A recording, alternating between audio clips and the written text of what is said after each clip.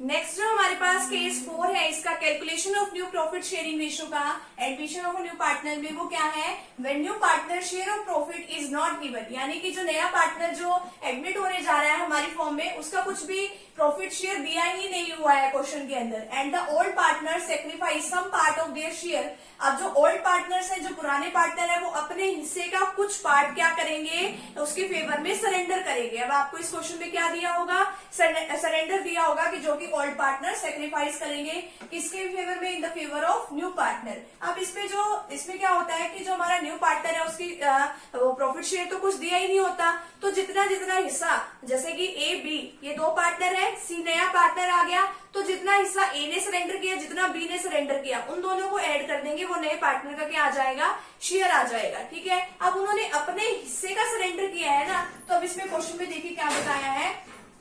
अब इसमें क्या है, एक प्रैक्टिकल क्वेश्चन है, A and B are partners in a firm, A और बी दो पार्टनर्स है फर्म के अंदर, sharing profit and losses in the ratio 1:2। अब वो 1:2 में अपना प्रॉफिट और लॉस जो क्या कर रहे हैं, शेयर कर रहे हैं। दे डिसाइडेड टू एडमिट सी, अब उन्होंने सोचा कि सी को एडमिट किया जाए, हमारे उसमें फॉर्म में पार्टनर बना लिया जाए। ए डिसाइड टू सेक्रीफाइस, ए ने डिसाइड किया सेक्रीफाइस करना, या तो यहाँ पे वर्ड आएगा सेक्रीफाइस या यहाँ पे वर्ड आएगा सरेंडर।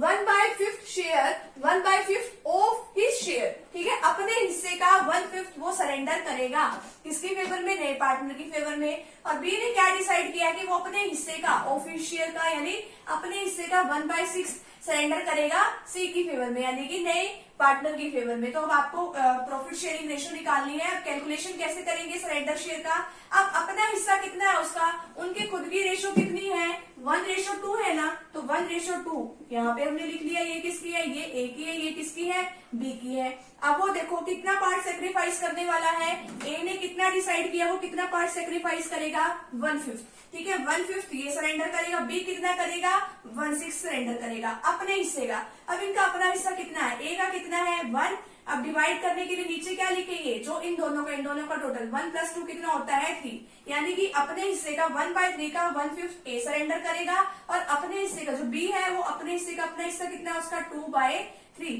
ठीक है, 1/6 वो सरेंडर करेगा, 2/18। अगर हम इसको कट करते हैं तो 1/9 आएगा। अब कैलकुलेशन कैसे करेंगे इसकी न्यू रेशियो की। अब ए का शेयर कितना है, अब उसका जो हिस्सा, जो उसका खुद का था पहले वाला 1/3, जो उसका खुद का शेयर था, अब उसने कुछ पार्ट नए पार्टनर की फेवर में सरेंडर किया, तो कम हुआ होगा, तो हम उसमें से क्या कर देंगे, 1/3 को माइनस कर देंगे 1/15, ठीक है, 1/3 में से 1/15 को माइनस किया तो कितना है हमारे पास, 4/15। बी का शेयर कैसे निकाल लेंगे, उसका बी का खुद का हिस्सा कितना है, 2/3। अब उसमें से देखो कि उसने सरेंडर कितना कर दिया सी की फेवर में, 1/9, तो माइनस कर दो तो कितना आ जाएगा यहाँ पे, 5/9। अब सी का शेयर, अब वैसे तो दिया नहीं हुआ, जितना जितना पार्ट इन्होंने सरेंडर किया है, ए ने इतना पार्ट टोटल सरेंडर किया 115, बी ने कितना किया है 19, ठीक है, तो इन दोनों को मैंने क्या कहा था, उनको ऐड कर देंगे, वो सी की नई रेशो आ जाएगी, ठीक है। इसका एलसीएम लेने के बाद आंसर आया 8/45। अब देखो ये नया शेयर इसका है, ए का है, ये बी का है, ये सी का है।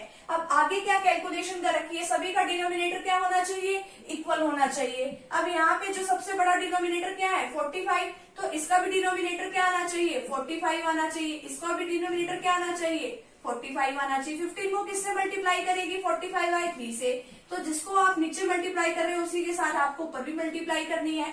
9 को किससे मल्टीप्लाई करेगी, 45/5 से मल्टीप्लाई कर देंगे, ठीक है, ऊपर भी नीचे भी, ठीक है, तो 4/15 को 3/3 से मल्टीप्लाई कर दिया, 12/45 आ गया, इसको 5/5 से कर दिया, 25/45 आ गया, तो न्यू रेशियो कितनी आ गई, 12:25:8 जो है हमारी न्यू प्रॉफिट शेयरिंग रेशियो आ गई है। तो यहाँ पे हमारे केस 1, 2, 3, 4 ये सारे केसेस जो है न्यू प्रॉफिट शेयरिंग निकालने के यहीं पे कंप्लीट है। ये आगे आपके बड़े क्वेश्चंस में भी काफी हेल्पफुल रहने वाले हैं, आपको चारों केसेस जो है अच्छे तरीके से आने चाहिए। तो फटाफट यहाँ तक का आप स्क्रीनशॉट ले लीजिए।